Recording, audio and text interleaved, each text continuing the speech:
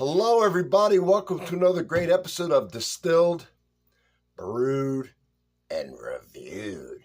My name is John, and I review everything down here in the sipping den, world-famous sipping den that has anything and everything to do with alcohol and coffee. But today I'm going to do something a little different. So, in my career, I've done many things. And as far as the liquor side of it, I grew up in the liquor business, liquor store, restaurants, importers of wine, distilleries, and other liquor establishments. One of which was Total Wine. I did work there for a while. Kind of got that job for accident. I was looking for some other things at the time in the industry, and COVID had hit, and the job sites I was looking at suggested liquor stores. That's the only thing that was open that had anything to do with liquor during COVID. And I ended up at Total Wine. And I stayed there for a little while. I was the wine salesman for a while, and then I moved over to liquor salesman. Got to do some barrel picks. I learned a lot there, even though I just added to my knowledge. So I'm going to tell you how Total Wine actually works. There's some misconceptions about it from my perspective. Okay, this is my opinion based on having worked there. Some of this stuff's going to be completely factual. Some of it will be guesses on my part, educated guesses.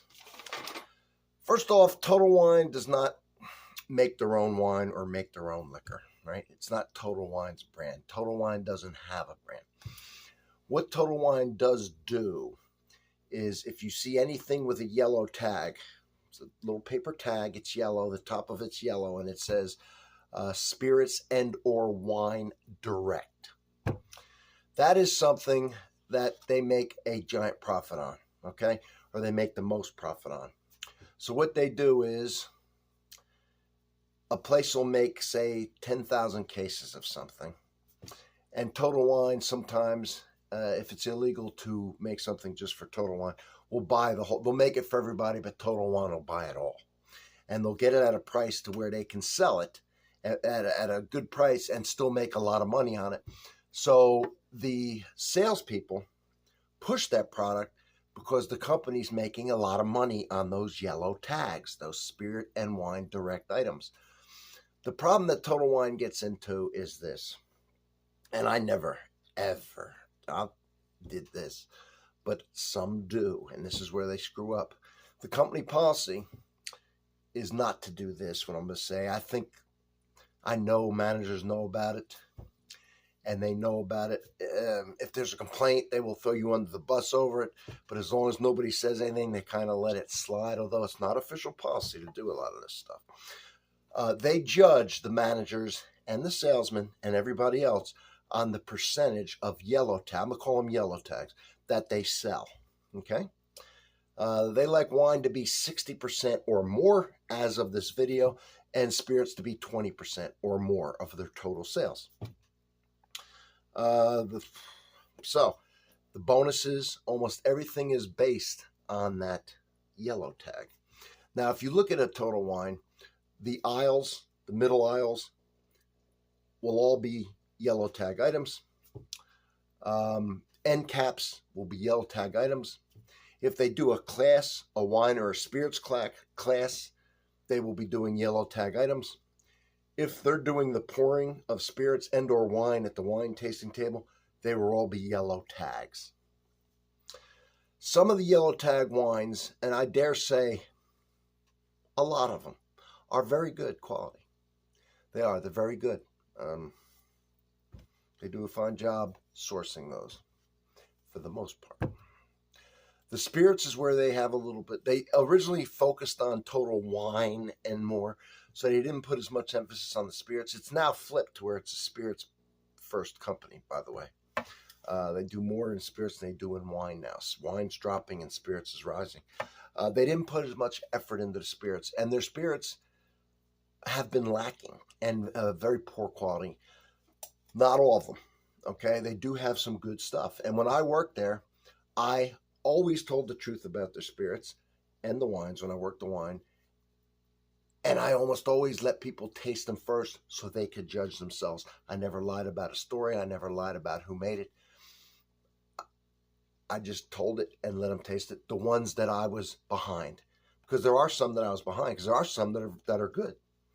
The ones that were bad, I never ever, whether they liked it or not, I never pushed them. I never sold them. I never talked about it. If anybody asked me, I told them the truth about it. There were enough good yellow tags. I didn't have to lie about the bad ones. And there was some doozies, right? The spirits were lacking. They're just starting to get a little better. So what the Unscrupulous will do is, frankly, they will lie about, I've seen it done, who makes the spirit, what it tastes like. Okay, I always poured it.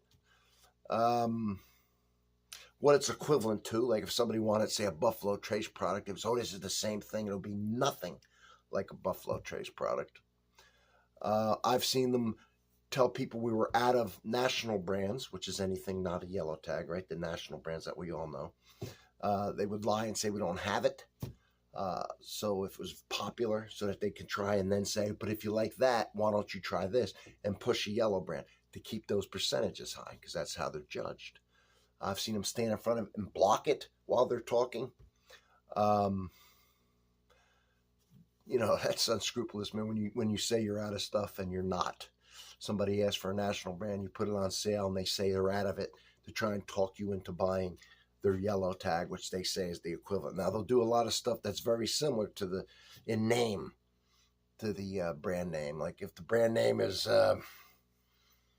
Kendall Jackson, they'll have one over there. They say, this is what this is just like it. This tastes like it, blah, blah, blah. And it'll be Smendel Smacks. And so, it'd be very close. They've been sued a couple times, by the way. I've had to dump out stuff that was too close. Not that they did it, but their competitors did it. And then they pushed it. They bought it. They jumped on it. Now, sometimes they'll get stuff for the money, figuring if we just have to sell a little bit of this to break even. And the stuff's so disgusting. They had when it was hot, and I guess it still is now, those seltzers called Shore Break. It was hideous. It was beyond disgusting. And they bought tons of it because they were going to make so much money. If they saw probably even that garbage, they couldn't give it away. They had to dump it. It was terrible. So a lot of the stuff, like the tequilas, will be mass-produced. A company will put out 5 or 6 brands under different names, and they'll get them. Just be careful when you buy it. There are some good stuff. Insist on tasting it. They'll open it. If they don't have it open, then don't bother with it. Like I say, a lot of their wines are good. Their spirits are getting better. I sold the spirits. I always did my own research to find out about the spirits. Have they ever lied to me about a spirit? Yes. They have lied to me about who made it and how the allocation and how rare it was and exclusive it was. They've lied about it. So I knew enough people, though, in the industry. I did get burned a couple times by them, and that pissed me off because I really wanted to build a relationship with the customers and be like the honest guy that they could trust. And for the most part, they didn't get me good. They got me a couple times. But most times I did the research. I found out the research, and then I shared it with the rest of the crew. And stuff that was good, I sold. I sold the stuff that was good. I let people taste it. I told them the truth about who made it. I told them the mash bill, whether or not it was exclusive, and on and on and on. And then I sold it based on that. If it was no good, if I didn't believe it, I didn't sell it.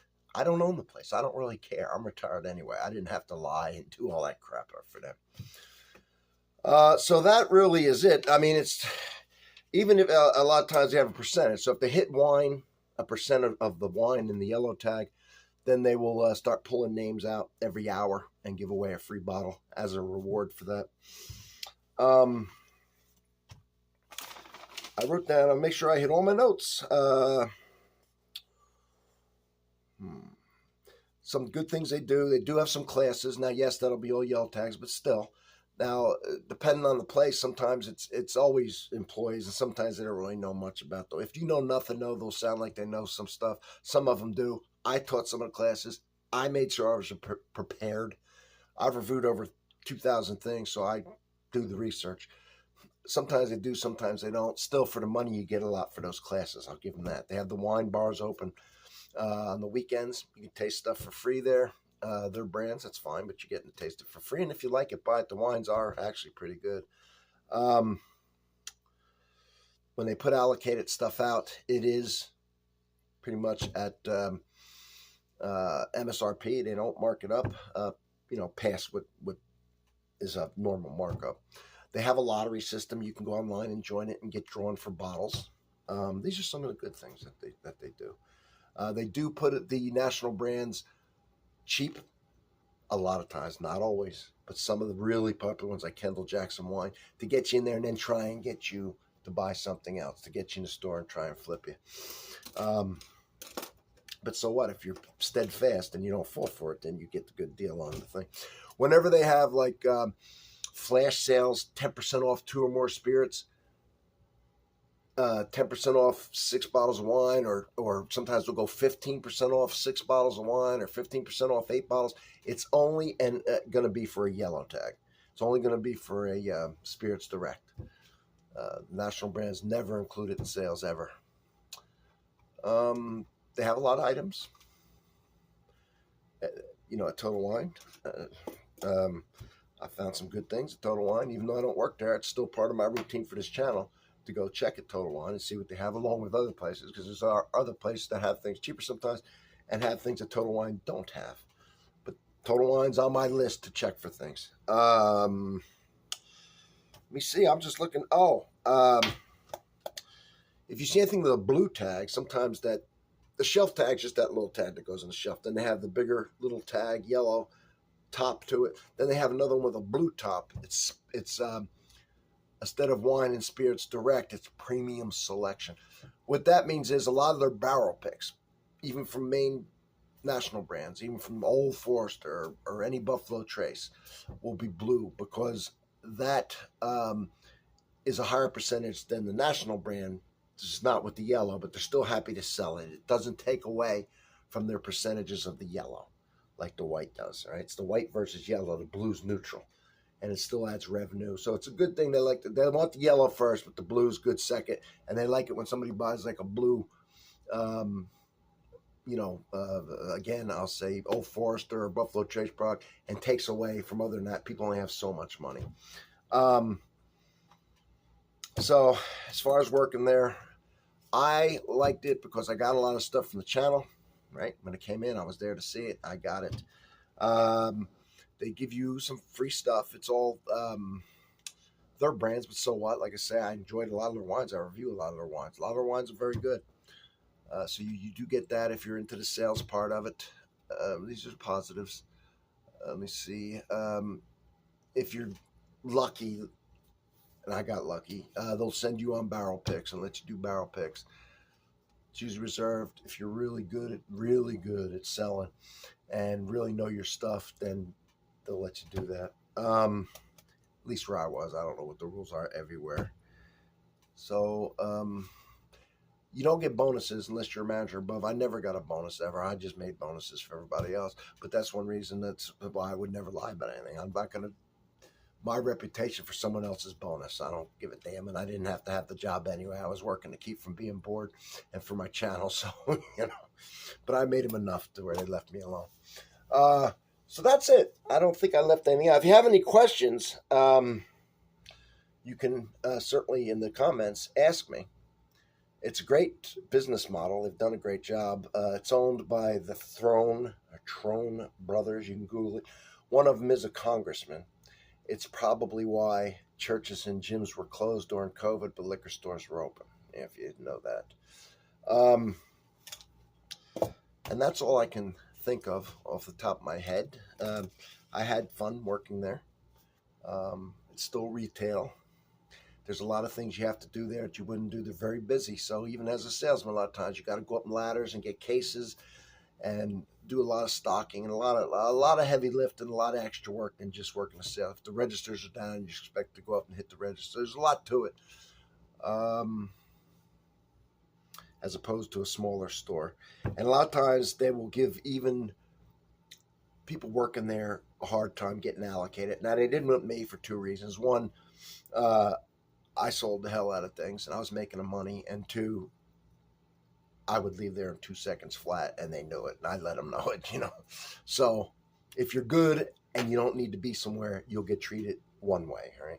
If you have to be there and they know it, or you're not that good and all that, then you'll get treated in another way. But just working there, don't think you're going to get all kinds of allocated stuff because they're stupid sometimes about that. I did get it, but I made them give it to me, really. And then I don't know what else to say about the place. Pros and cons, like anywhere else, right? At the end of the day, do I think they did a great job? 300 stores and a great business model. Yeah, they're smart. They're very smart, and they did a great job. And it's they got a lot of stuff in there, maybe 8,000 wines or more, depending on tons of spirits and different stuff. And you can get some great deals and some cool stuff. And some of their spirits were very good. They really were very good. But I had the fortune to know people that knew who was making it, details, which I would share with the customers, but I got that information more than the story. And half the time their stuff was wrong. And I got to taste almost all of it. And at one point I was in charge of opening and seeing what, so I tasted it. And if it was good, then I actually got it. I have a lot of stuff back here. A few of it's garbage. Some of it's really good. And they had some good scotches that were yellow tags. Sometimes national brands will be yellow tags when they start out, see? And then they'll get big and they won't need Total Wine so much anymore, and they'll move on and it won't be yellow tag anymore. So it's actually a national brand at one point. So don't be afraid of the yellow tags. Just, especially the wines. I wouldn't be afraid of them at all. They're almost all hits. I would be a little bit leery of the spirits. If you ever talk to me, I wouldn't be leery because I would never, ever steer you wrong. But some of them are unscrupulous. So what you do then, if you're not sure about it, you can view it here and I'll tell you if it's any good, right? Just look it up on my channel. That's all you got to do. I'll tell you the whole story and everything behind it. But if I don't have it, it's a new product since I don't work there anymore. Ask them to taste it. Just ask them to taste it. Don't listen to a damn thing they say, right? You taste it. Your taste buds don't lie, all right? You taste it. If you like it, buy it. If the price is right. Don't be afraid of it. Just taste it, that's all. Or ask me. If I know about it, I'll let you know, okay? There's going to be new stuff coming out that I don't work there anymore and I won't know about. But if it's something that I know about, I will share it with you.